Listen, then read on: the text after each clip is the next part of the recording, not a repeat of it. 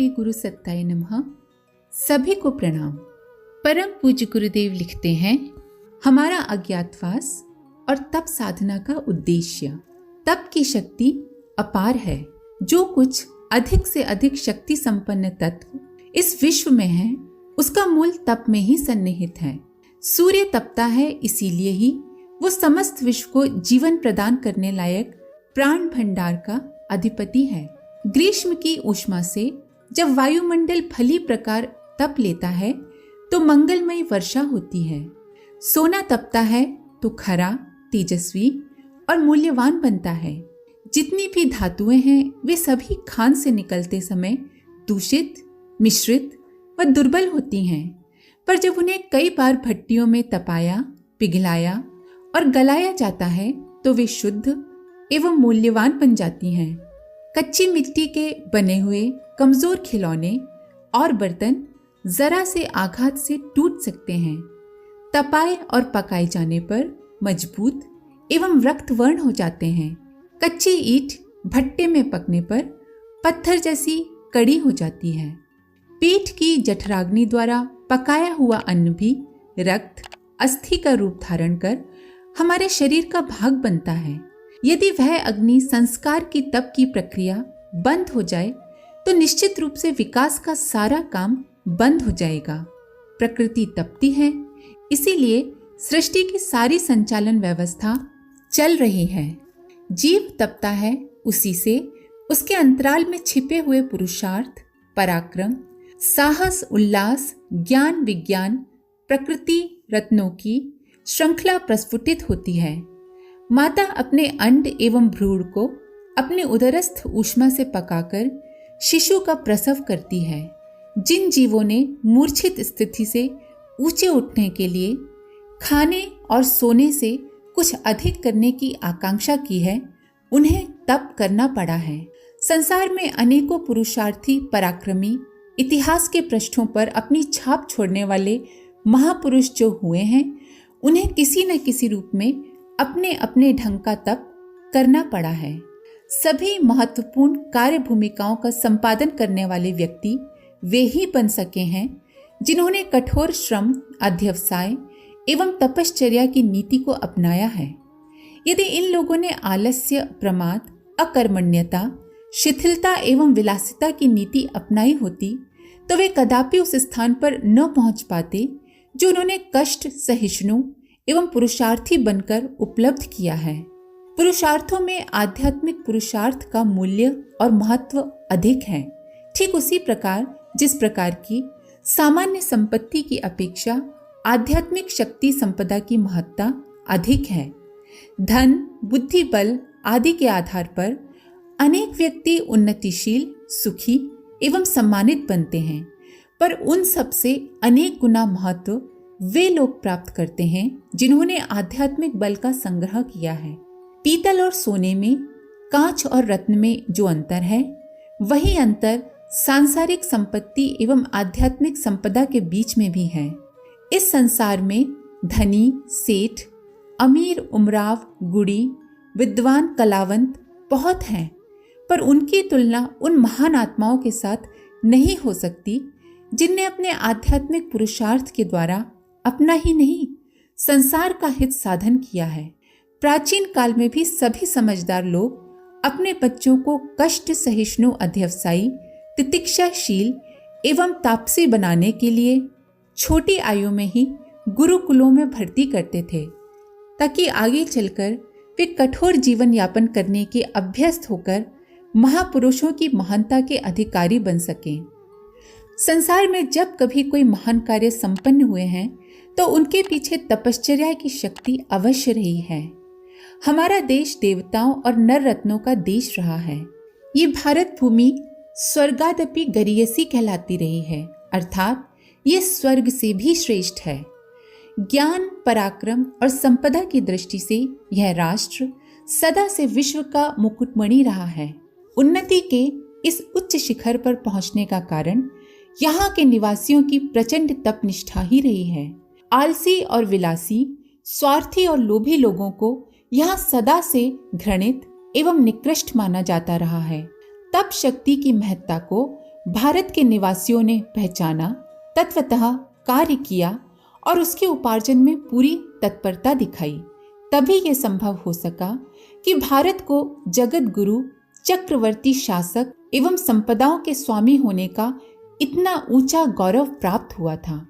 पिछले इतिहास पर दृष्टि डालने से ये स्पष्ट हो जाता है कि भारत का बहुमुखी विकास तपश्चर्या पर आधारित एवं अवलंबित होता है। सृष्टि के उत्पन्नकर्ता प्रजापति ब्रह्मा ने सृष्टि निर्माण के पूर्व विष्णु की नाभि से उत्पन्न कमल पुष्प पर अवस्थित होकर 100 वर्षों तक गायत्री उपासना के आधार पर तप किया। तभी उन्हें सृष्टि निर्माण एवं ज्ञान विज्ञान के उत्पादन की शक्ति उपलब्ध हुई। मानव धर्म के आविष्कर्ता भगवान मनु ने अपनी रानी शत्रुपा के साथ प्रचंड तप करने के पश्चात ही अपना महत्वपूर्ण उत्तरदायित्व पूर्ण किया था। भगवान शंकर तो स्वयं तप रूप हैं।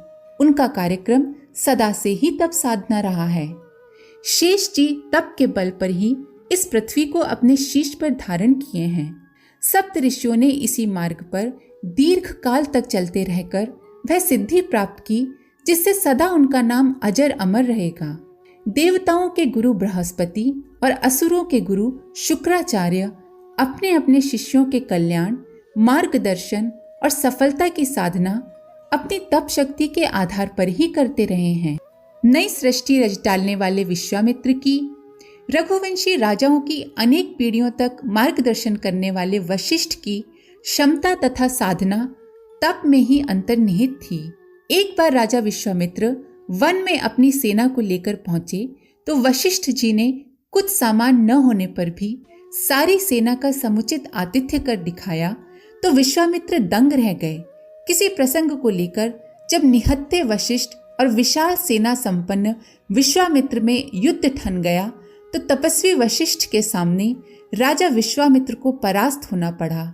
उन्होंने धिक बलम क्षत्रिय बलम ब्रह्म तेजो बलम की घोषणा करते हुए राजपाट छोड़ दिया और सबसे महत्वपूर्ण शक्ति की तपश्चर्या के लिए शेष जीवन समर्पित कर दिया।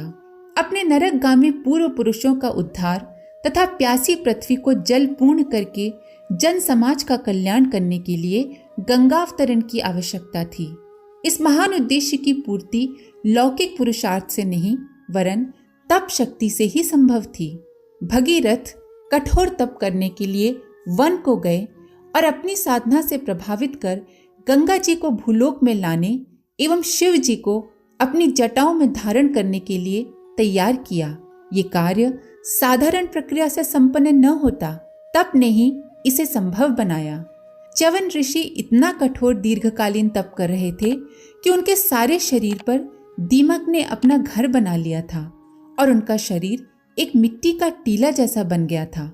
च्यवन ऋषि को इतनी कठोर तपस्या इसलिए करनी पड़ी कि वे अपनी अंतरात्मा में सन्निहित शक्ति केंद्रों को जागृत करके परमात्मा के अक्षय शक्ति भंडार में भागीदारी मिलने की अपनी योग्यता सिद्ध कर सकें।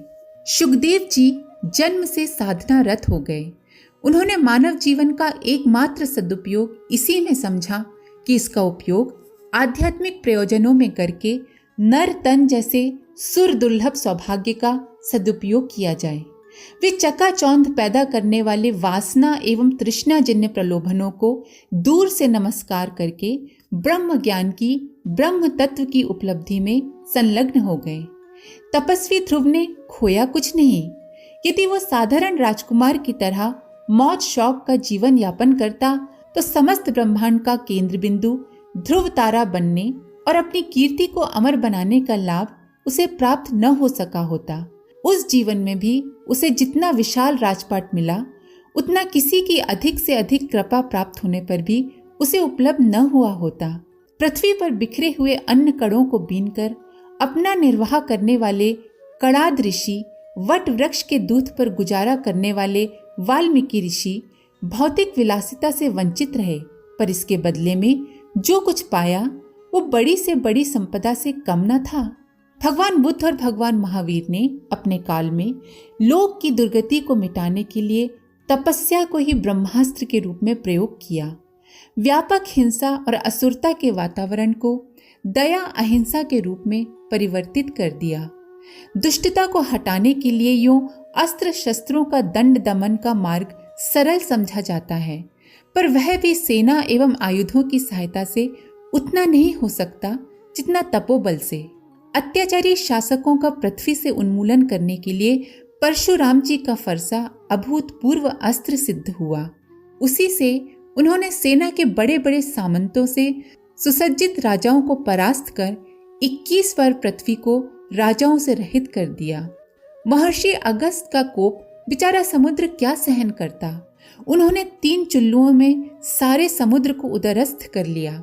देवता जब किसी प्रकार असुरों को परास्त न कर सके, लगातार हारते ही गए, तो तपस्वी दधीचि की तेजस्वी हड्डियों का वज्र प्राप्त कर इंद्र ने देवताओं की नाव को पार लगाया। प्राचीन काल में विद्या का अधिकारी वही माना जाता था जिसमें तितीक्षा एवं कष्ट सहिष्णुता की क्षमता होती थी। ऐसे ही लोगों के हाथ में पहुंचकर विद्या उसका व समस्त संसार का कल्याण करती थी।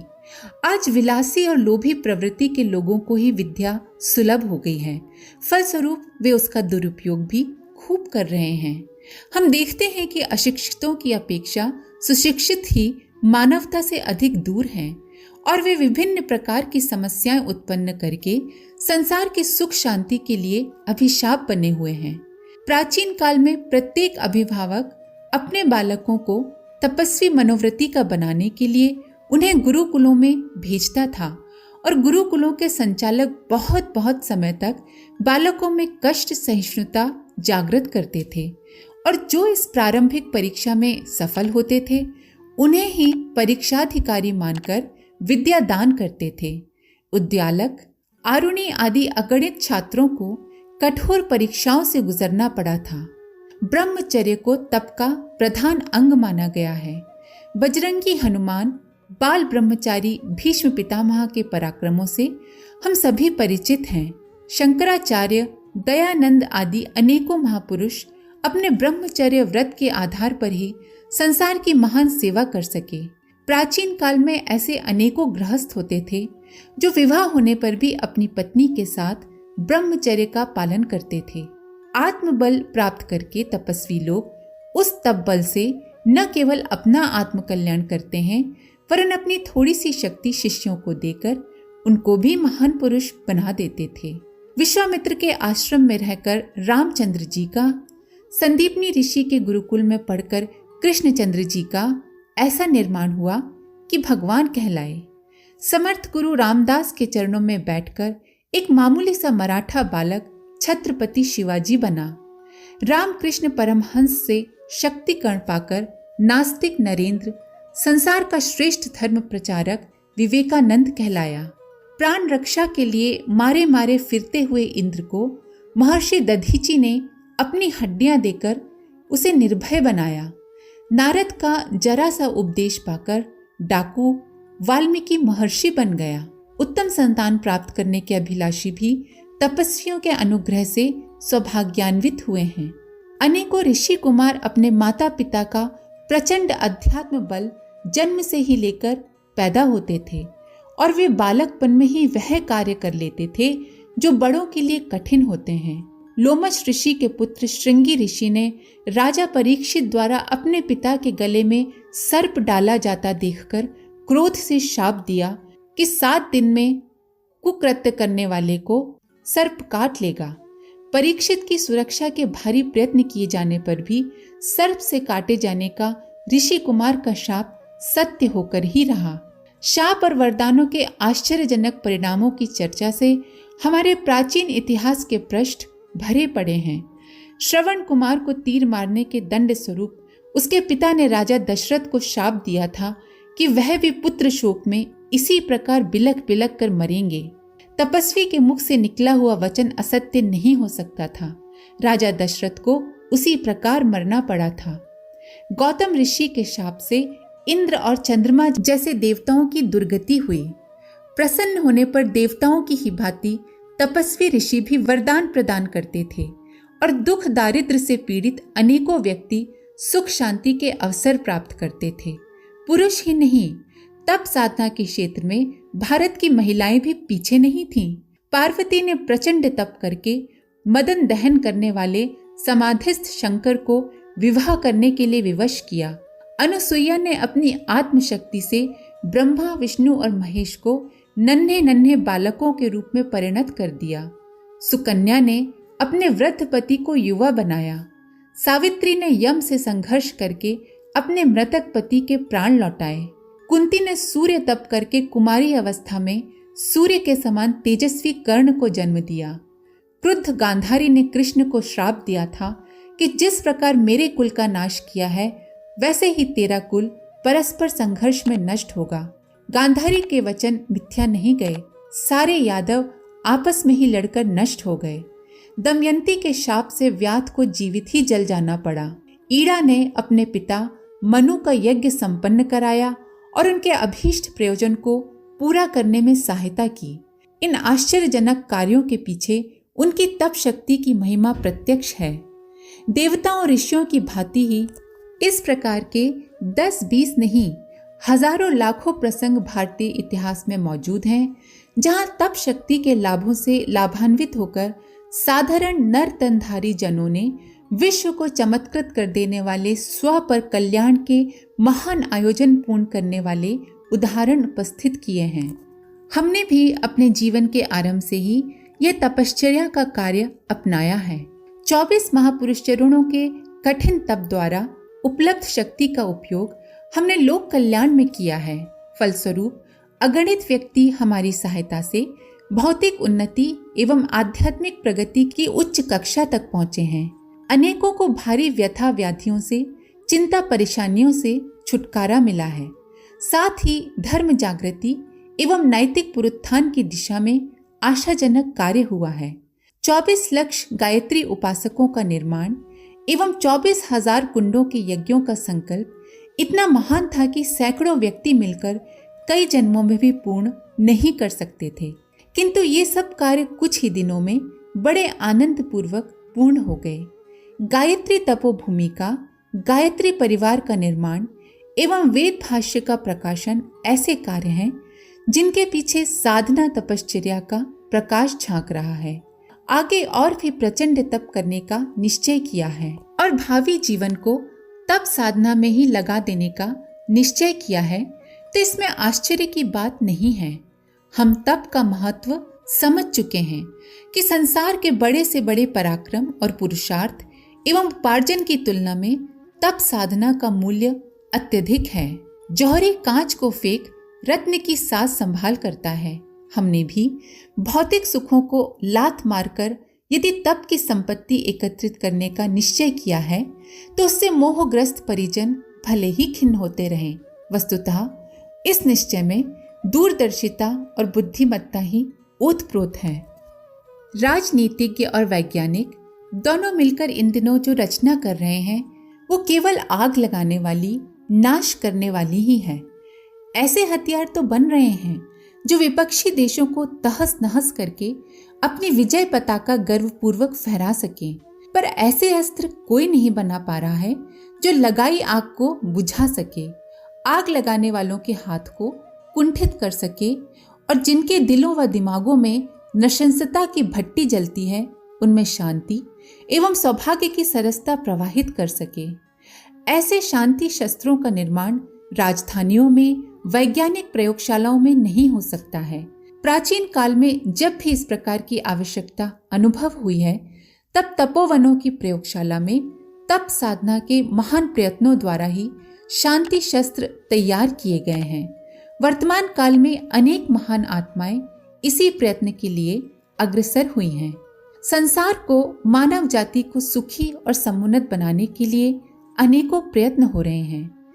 इससे गरीबी और बीमारी, अशिक्षा और असभ्यता का बहुत कुछ समाधान होने की आशा की जाती है, पर मानव अंतःकरण में प्रेम और आत्मीयता का, स्नेह और सौजन्य का, आस्तिकता और धार्मिकता का, सेवा और संयम का निर्झर प्रवाहित किए बिना विश्व शांति की दिशा में कोई कार्य नहीं हो सकेगा। जब तक सन्मार्ग की प्रेरणा देने वाले आत्मबल संपन्न मार्गदर्शक न हों तब तक लोकमानस को ऊंचा उठाने के प्रयत्न सफल नहीं होंगे। लोकमानस को ऊंचा उठाए बिना पवित्र आदर्शवादी भावनाएं उत्पन्न किए बिना लोक की गतिविधियां ईर्ष्या, द्वेष, शोषण, अपहरण, आलस्य, प्रमाद, व्यभिचार, पाप से रहित न होंगी और तब तक क्लेश और कलह से, रोग और दारिद्र से कदापि छुटकारा नहीं मिलेगा। लोकमानस को पवित्र, सात्विक एवं मानवता के अनुरूप नैतिकता से परिपूर्ण बनाने के लिए जिन सूक्ष्म आध्यात्मिक तरंगों को प्रवाहित किया जाना आवश्यक है, वे उच्च कोटि की आत्माओं द्वारा विशेष तप साधन से ही उत्पन्न होंगी। मानवता की, धर्म और संस्कृति की यही सबसे बड़ी सेवा है। आज इन प्रयत्नों की तुरंत आवश्यकता अनुभव की जाती है, क्योंकि जैसे जैसे दिन बीतते जाते हैं असुरता का पलड़ा अधिक भारी होता जाता है। देरी करने में अति और अनिष्ट की अधिक संभावना हो सकती है। समय की इसी पुकार ने हमें वर्तमान कदम उठाने को बाध्य किया। यूं जब से यज्ञोपवीत संस्कार संपन्न हुआ, 6 घंटे की नियमित गायत्री उपासना का क्रम चलता रहा है, पर बड़े उद्देश्यों के लिए जिस सघन साधना और प्रचंड तपोबल की आवश्यकता होती है, उसके लिए ये आवश्यक हो गया है कि 1 वर्ष ऋषियों की तपोभूमि हिमालय में रहा और प्रयोजनीय तप सफल किया जाए। इस तप साधना का कोई व्यक्तिगत लाभ का उद्देश्य नहीं है। स्वर्ग और मुक्ति की न हमें कभी कामना रही और न ही रहेगी। अनेक बार जल लेकर मानवीय गरिमा की प्रतिष्ठा का संकल्प लिया है, फिर पलायनवादी कल्पनाएं क्यों करें? विश्व हित ही अपना हित है। इस लक्ष्य को लेकर तप की अधिक उग्र अग्नि में अपने को तपाने का वर्तमान कदम उठाया है। परम पूज्य गुरुदेव की लेखनी को अभी यहीं विराम देते हैं। आप सभी का धन्यवाद। ओम शांति।